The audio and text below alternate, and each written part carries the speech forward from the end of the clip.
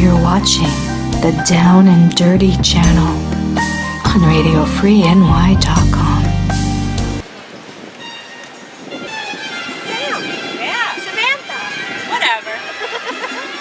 So, let me tell you something. Ask you something. I want to tell you something. I want to ask you Okay, something. I want to know. If you had to explain to a child Yeah. about the birds and bees, Yeah. can we hear how you would do it? Sure. Well, I'm a nanny actually, so this is a Oh, you're perfect a question nanny? for me because I explain things to children on a daily basis. So first I would say, well, birds, you've probably seen them. Parks all around, like a pigeon.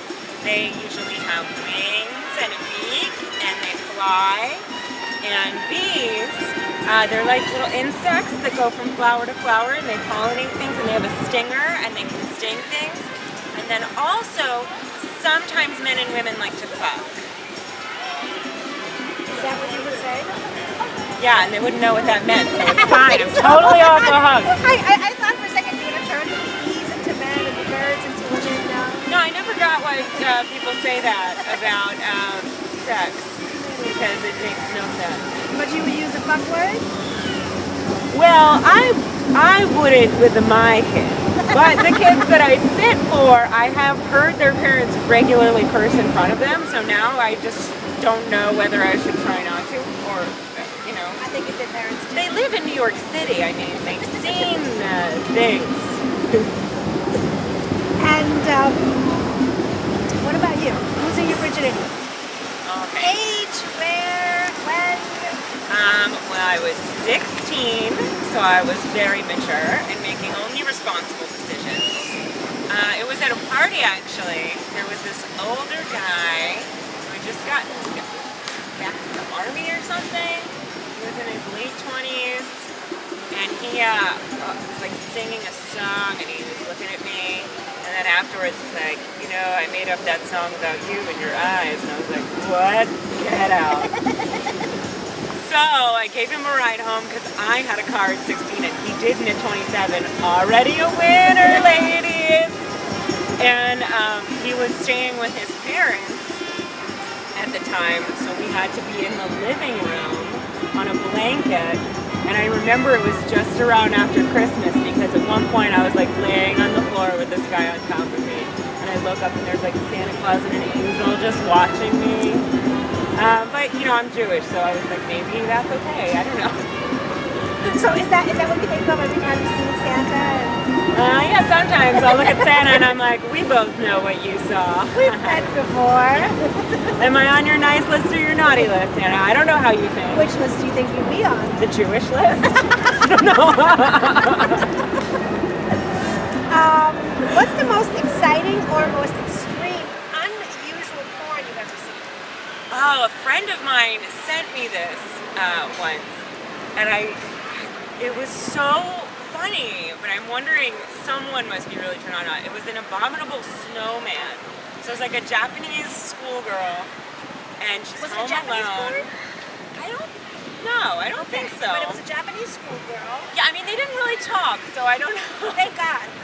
But she's like home alone, and there's a monster, and like you could tell whoever filmed it like had taken like a horror movie class because he was like doing all the like Dutch angles and like the weird shots of the doorknob and all the things. And then this guy comes in a terrible, abominable snowman outfit, and she's like, no, monster shot, no, monster shot, no, monster shot, pan down to just an erection coming out of the fursuit.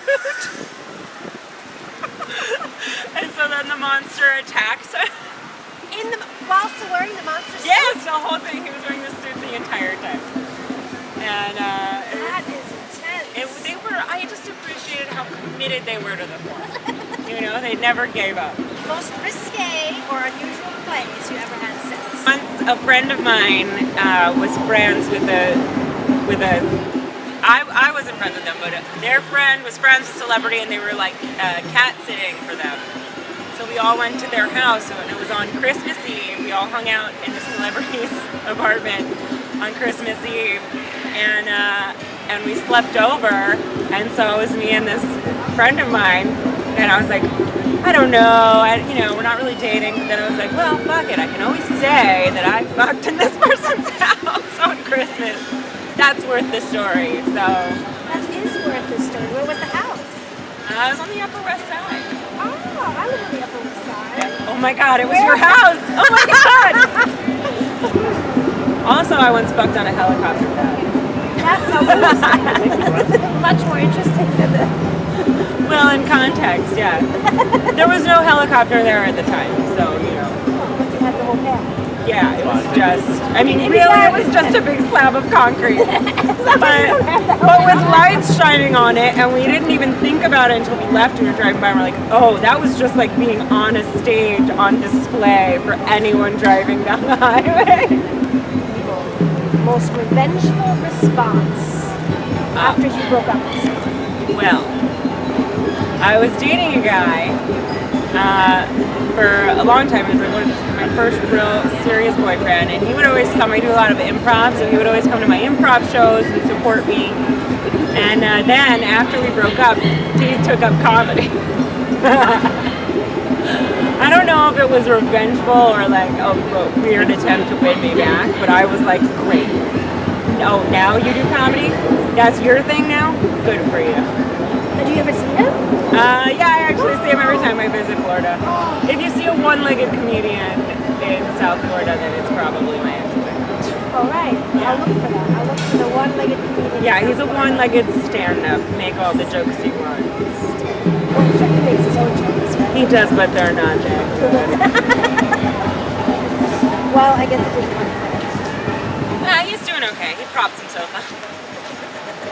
Get it? Because he has one leg? He's a prop comic? I'm like, hop to it, buddy. All right. Well, good to have you. Thank you. And I think those were all my questions. Were those all my questions? Yes, those were all my questions. There's nothing you want to know, like personally? Unless you want to answer this one. Oh. I've never read that book. I don't know what 50 Shades of Grey episode would be. Is that when you fuck in black and white? I don't know what that is.